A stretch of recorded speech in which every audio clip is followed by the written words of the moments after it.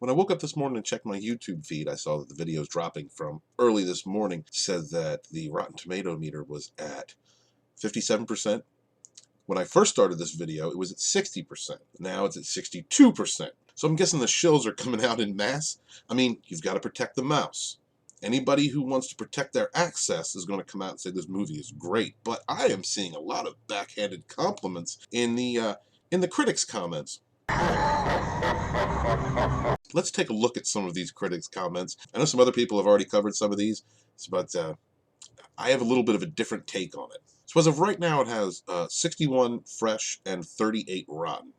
Let's just take a look at a few of these. Now, because I think my point can be made here. Molly Freeman of Screen Rant, we all know Screen Rant's a shill site. Star Wars The Rise of Skywalker gets bogged down in exposition and course correcting The Last Jedi, but does have some fun moments and fan service. The Rise of Skywalker ends this saga with a resounding thud. Star Wars The Rise of Skywalker has its moments, but as the finale of a super successful franchise, it fundamentally buckles under fan anticipation. Matt Goldberg, Collider, who's trying everything that they can to save their reputation after attacking the fans for the last few years. J.J. Abrams' conclusion to the Skywalker saga is always looking to the past, so it fails to find a way forward. It is Disney running back to the safety of nostalgia, capitulating to those who didn't like the new, and releasing a movie that could only be made in an unruly attempt to please everyone. The Rise of Skywalker is a fitting epitaph for the thrills and limits of repetition. May it be the last episode of a saga that should have ended long ago. Get out the way! While the flaws are evident, it never quite derails, and the high points pull it back from the brink that it's continually threatening to careen off of. The movie snaps together like a jigsaw puzzle, a series of concluding beats that seems inevitable and perfect, and designed to please all parties, so long as you don't dwell on the logic too much. There's no spark, no joy, no life. If this truly is the end of the Skywalker saga, what an ignorable end it is. It ties up the franchise in a neat, tidy bow, to be sure, but it does so at the cost of its personality. This list goes on and on and on, panders wildly, closing out the last chapter of the 9 films that have come to be known as the Skywalker saga, with a story that delivers to the faith exactly the movie they wanted. Now, it wraps up the trio of trilogies begun in 1977 in a confident, soothingly predictable way, doing all that's cinematically possible to avoid poking the bear otherwise known as tradition-minded quadrants of the Star Wars fanbase. And its anxiety not to offend, it comes off more like a fan fiction than the creation of actual professional filmmakers. A bot would be able to pull off a more surprising movie. If you want fan service, 2 hours and 15 minutes of safe, unadulterated fan service. What's the point in introducing so many interesting new characters and then pushing them through the blueprints of old adventures? Whew! J.J. Abrams' finale doesn't just directly refute many of the ideas of its predecessors. Its brand of nostalgia also feels more brazenly pandering than heartfelt. God forbid you try and give the fans what they want, but it is too late. Now, this is an important one, because this pretty much sums up the entire SJW thought process. All right? Brian Truitt of USA Today. After paying homage to everything that came before, this Star Wars ending is too safe landing of a massive pop culture starship, and a spectacular finale that misses a chance to forge something special. Don't respect the past. Rather than making a movie some people might love, Abrams tried to make a movie no one would hate. As a result, you don't feel much of anything at all. O.A. Scott of the New York Times proves that even though he's reviewing Star Wars, he is not a Star Wars fan.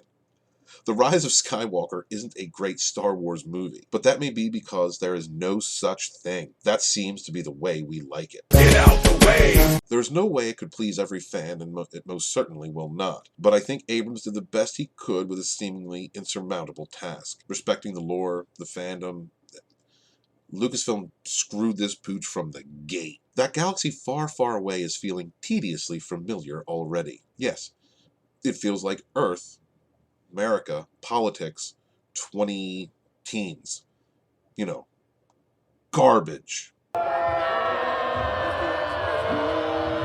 Donald Clark of the Irish Times. It has no more use or appeal when examined in isolation than would a spark plug or distributor cap.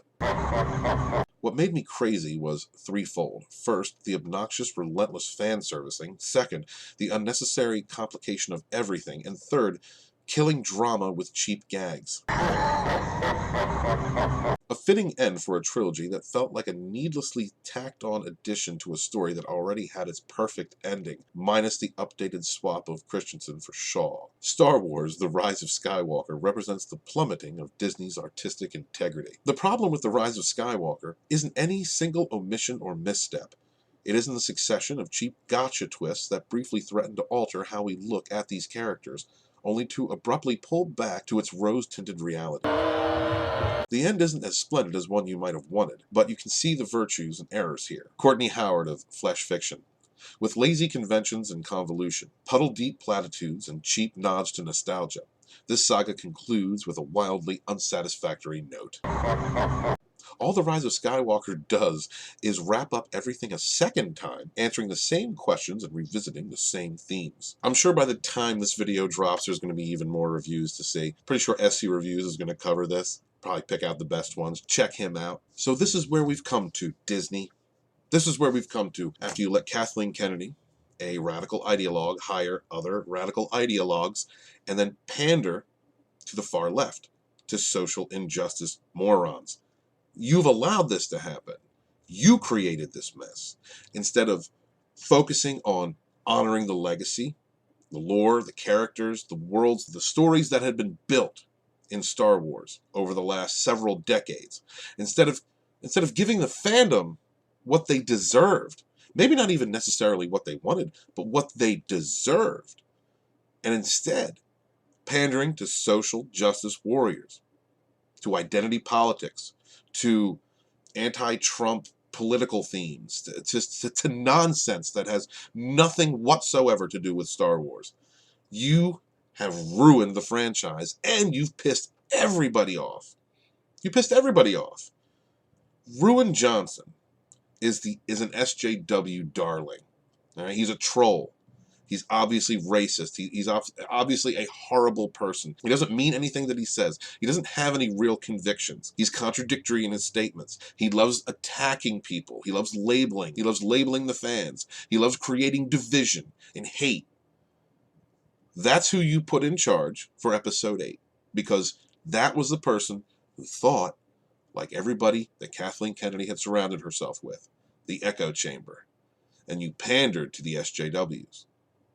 You never, ever pander to SJWs. You don't apologize to them. You treat SJWs with complete indifference and let them just dissipate, go away. You only engage them when you have to. These are horrible people. And now that you pandered to them and tried to walk it back because you pissed off the entire Star Wars fandom, now nobody likes you. No one. Good for you.